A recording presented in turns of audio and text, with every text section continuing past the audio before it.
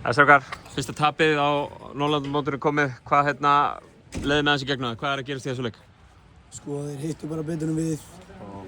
Bara þann, svo bara til þeirra og... Þeir voru eiginlega bara overall betur en við í dag, sko. Rosalega orka í þessu íslenska liði. Það minnum þið og vilja hlaupa rosalega mikið. Svolítið ólíkt hinn liðinu sem voru búin að spila við á mótinu áður. Hvernig var að eiga við þetta? Þetta er mjög þreytandi, sko. Og, þú veist, þeir eru bara aðeins við allan leikinn og, þú veist, bara hlaupa, fá hann, skora léttilega lay-upinn, þú veist. Mjög lítið þetta gerir í þessu, sko. Já, við viljum líka bara spila hægar, sko. Við viljum fara í gegnum kerfin okkar og bara spila sem lið, sko. Miklu öðru sem hinn liðin. Hinn liðin eru bara ekki af aggressív. Miklu hægari. Sem mættu þeir og bara miklu aggressív. Hægari og stærri. Já. En fjögur liði með Skeikar ekki með 2 sigra og 1 tap. Þetta er rosalega jafnt á þessu móti. Þó að liðin sé að spila svona kannski ólíkan körfubolta þá virðist einhvern veginn mörg lið geta unnið bara öll önnur lið.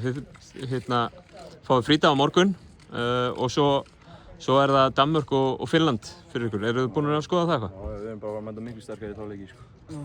Hvað vitum við um Danmörk og Finnland?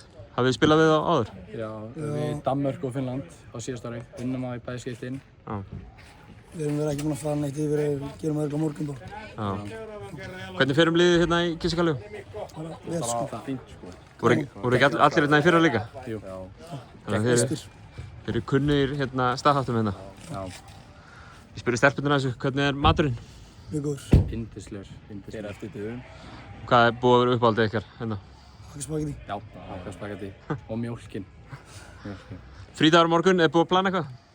Nei, bara... Bara chilla og fókusa á næstu leiki bara. Og recovery. Frábært strákar, gangi ykkur vel. Takk.